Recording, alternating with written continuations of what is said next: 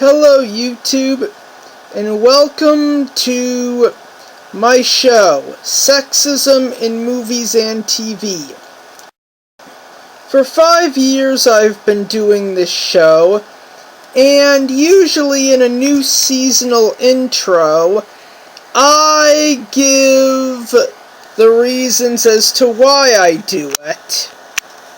Well, I've come up with some new reasons, in addition to the ones that I would give out in the last intro.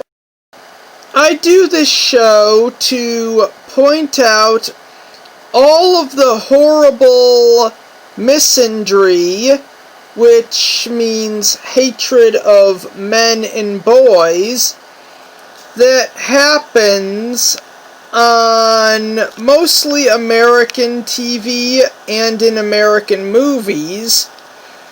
But the really sad part of this whole thing is the fact that we're so desensitized to it that a lot of people can predict when it's coming. And what's even worse is that there are some people who actually find it funny. Okay, a new reason I thought of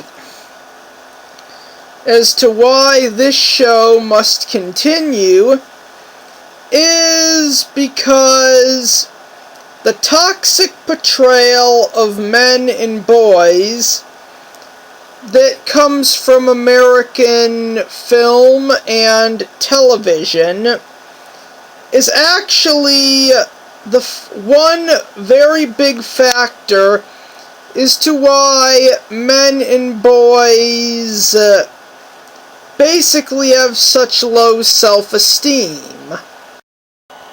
And the other half of the reason as to why stuff like this gives young men such low self-esteem is because we live in a world where stuff like this is constantly everywhere, all over the TV screens, all over the internet, all over social media. And if a young man or boy is not in a relationship, assuming he's 13 or older, his peers will instantly start picking on him and calling him gay. Then throw in the fact that there are absolutely no positive male role models on TV or in movies for the most part, and when some actually do appear, these insane feminists will instantly label it toxic masculinity and do whatever they can to make sure that it's ripped off the air and essentially replaced by their own pro-feminist, anti-man, anti-boy propaganda. Another reason why I do this show is to point out the fact that the corporations who make these movies and shows, they want to gain social brownie points, which is why in most Western franchises there are no positive male role models. They seek to gain social brownie points by essentially trading old stereotypes for new ones. They think they're being progressive when they're not. They just exchanged good archetypes for bad archetypes.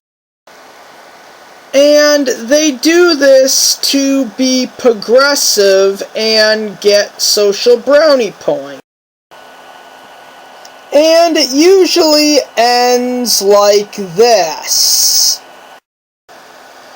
And the third and final reason as to why I do this show is because the portrayal of men and boys, not just in movies and TV, but in all media, has become horrific.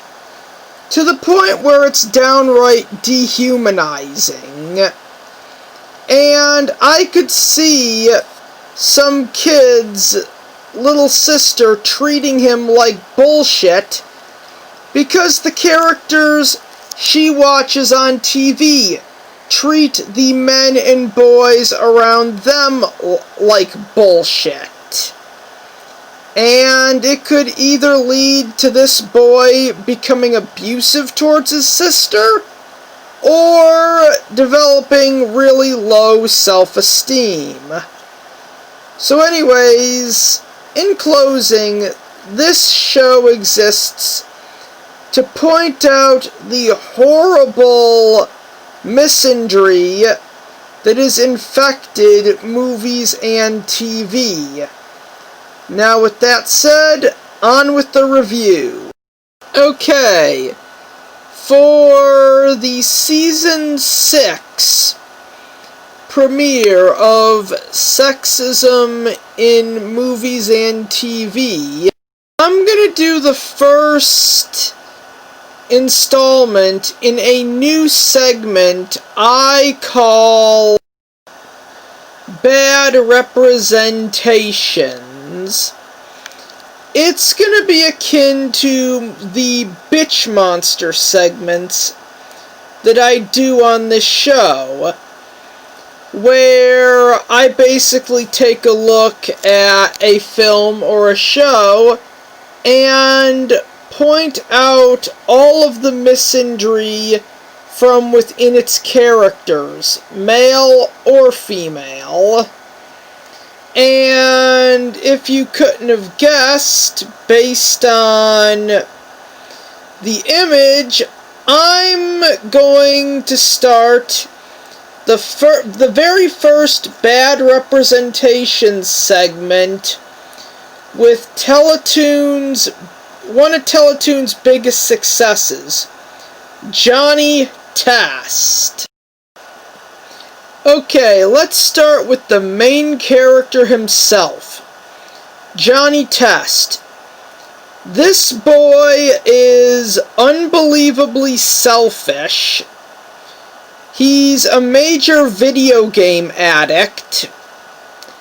He breaks in to his sister's laboratory and steals their inventions so often that the show literally uses it as a running gag.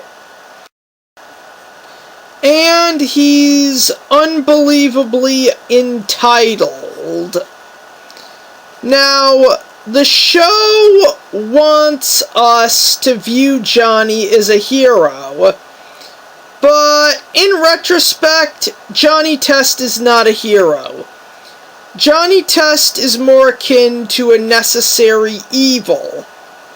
Yes, he defeats the supervillain at the end of the episode, but in most of the episodes, he's either causing trouble because he's not getting what he wants, or putting anywhere from his family to all of reality at risk over a video game.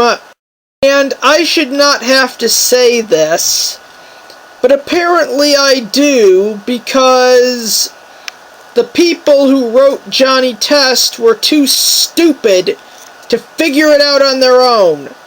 But when a character is willing to risk their reality over a goddamn video game, that character is no longer a good person. I mean, in all fairness, after, I'd say the third season, Johnny Test would have worked a lot better if Johnny himself was written to be the villain. And there might have been a point in the series where Johnny Test could have been considered an evil hero, but no. By 2006, this kid was far beyond redemption. And you see, this is the main character in a show for kids, meaning that there are some kids who might actually look up to this character. Any idea how bad of an example this character sets when he actually steals from his own family to get what he wants? Now I'll be talking about the two characters who are... they're as bad as Johnny, but they are kind of worse. You see, Johnny Test is a Dexter's Lab ripoff. There's no denying that. And it's more or less, it gets around this fact by being a Rule 63 ripoff. Susan and Mary Test here would be the Dexters in this scenario, where Johnny himself would play the role of the boy version of Dee Dee. And you're probably thinking, well, what makes them worse than Johnny Test? Well, not only do they have every characteristic that he does, they're the ones who build the machines that Johnny Test uses to terrorize his hometown. That and the fact that their entire character boils down to the fact that they want to use science to make this guy, Gil Nextdoor, stupid name by the way, fall in love with them, even though there's one of him and two of them. And this technically would classify as rape if they ever succeeded. But the worst thing about these characters has got to be the fact that the show never, at one point, after, say, Season 3, implies that they are morally in the wrong.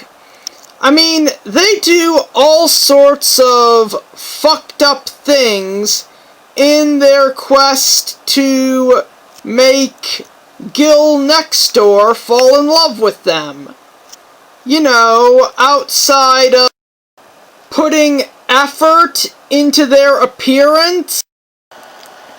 Like in the episode Johnny X, when they tricked him into consuming something that had a love potion in it, and Gil, who would never say that he is attracted to Susan or Mary Test, well, let's just say when he's forced to say those words, the love potion breaks down and de-evolves him into who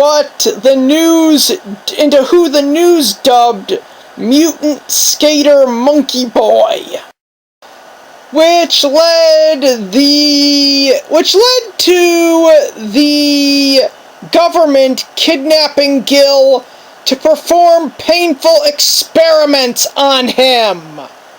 Or the fact that they made robotic duplicates of him to act as their butler. Or the fact that,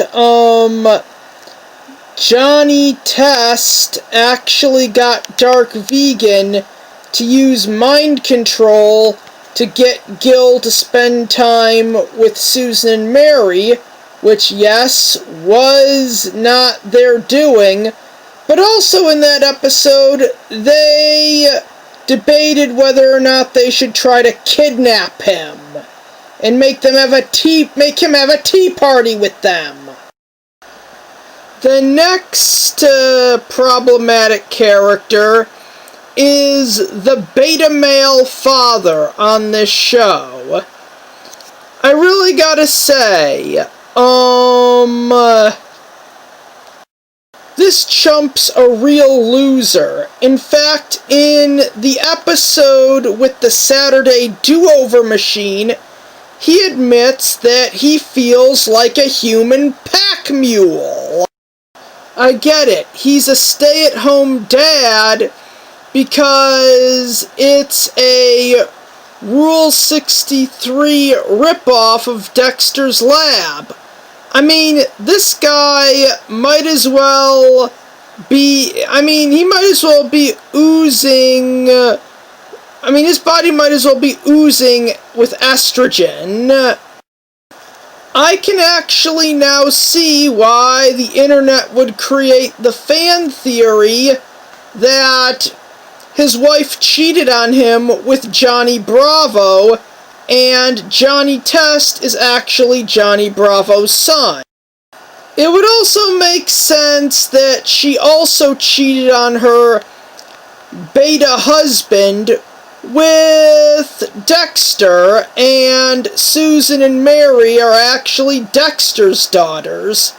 In fact, that would be a hilarious Robot Chicken sketch.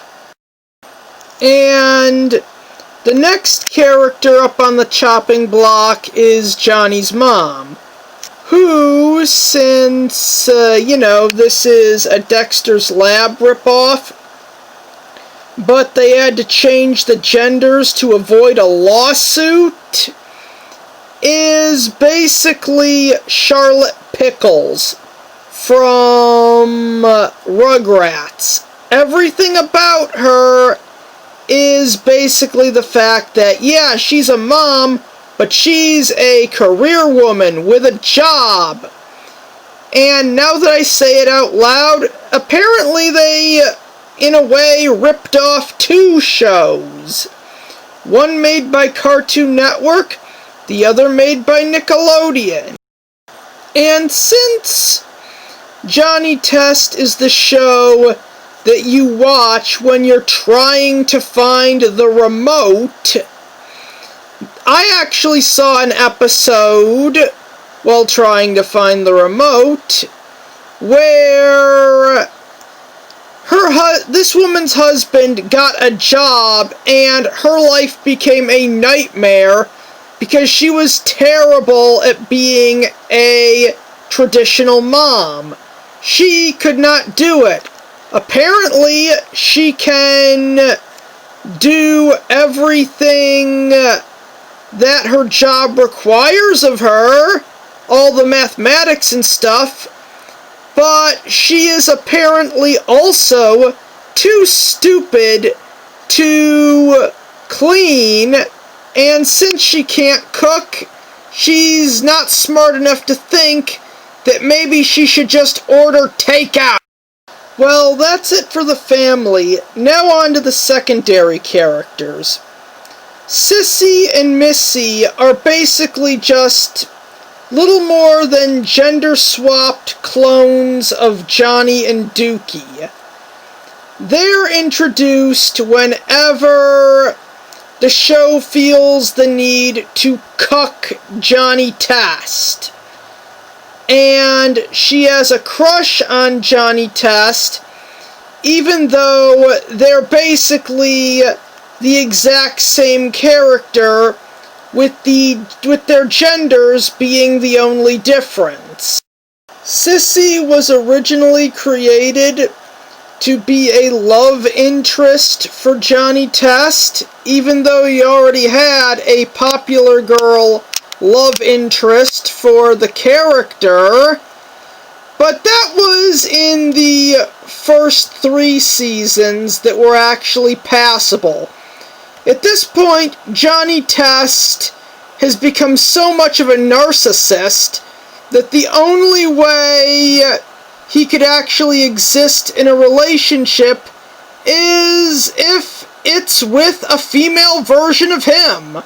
And that's all I have to say about this character.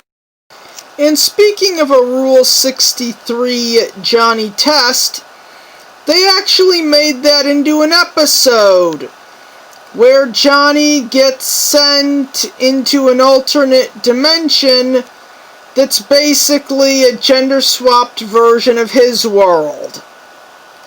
In this episode, we're introduced to Joni West, another love interest for Johnny Test. And it shows what a narcissist he really is, as everything he went through with Sissy was literally personified in the character of Joni West. The fact that Johnny is literally in love with himself. And I really gotta say, the episode Johnny Alternate shows us a gender-swapped version of almost every one of the main characters. Except for one thing.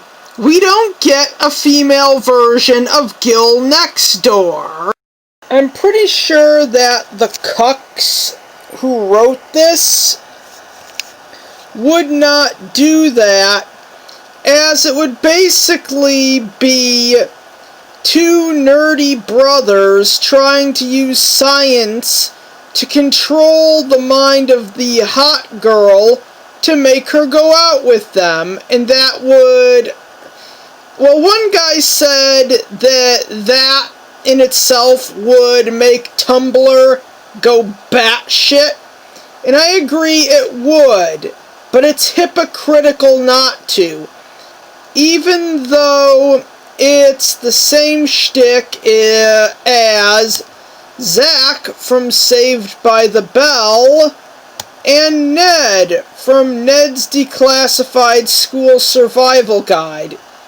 You know, the wimpy loser who can't get with the hot popular girl unless he forms some plan to get into a relationship with her, because he could not compete with the type of man that she usually pines after. Everything I despise about Susan and Mary Test, everything that makes them such massive hypocrites, it's all embodied in their gender-swapped counterparts. I mean, the fact that they don't show it, the fact that we don't see a gender-swapped version of Gil next door shows how completely hypocritical the premise of Susan and Mary Test is, but it also shows the insane level of hypocrisy displayed by the massive cucks who wrote this steaming pile of garbage. And what the pile of garbage, or at least in this case the people who wrote said pile of garbage, do not understand is that if it's okay for the female versions of these characters to essentially try to brainwash the boy they have a crush on into falling in love with them, then it's also acceptable for the male versions of the exact same characters to brainwash the girl they like into falling in love with them. That's how hypocritical this show is. Johnny, Susan, and Mary act like assholes, and even though they're acting like assholes, the show wants you to view them in the moral right, which you cannot.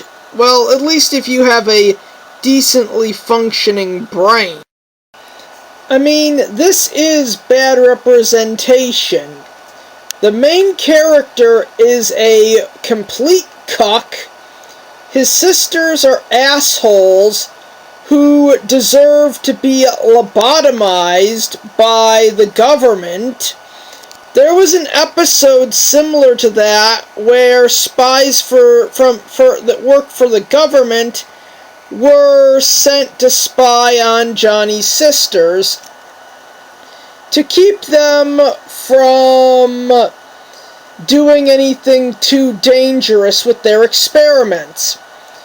If this show wanted to give us a decent ending, then it would have ended with the government capturing Johnny's sisters getting lobotomized, and Johnny getting sent to juvenile hall and then transferred to prison when he turned 16. I can tell from the marketing, from the theme song, from the character design, that the cucks who wrote this wanted this character to be appealing to little boys. And this show is the absolute worst influence that a little boy could ever have in his life. He would, if a little boy looked up to Johnny Test, he would turn out as both a video game addict and a thief. I'm just gonna end the review by saying that Johnny Test is a horrible portrayal. This is not how you write a male character. Any parent who's stupid enough to let their kids watch this, if they ever saw it themselves, are bad parents. And if this is what Canadians think men and boys are really like, specifically those raised in the United States, then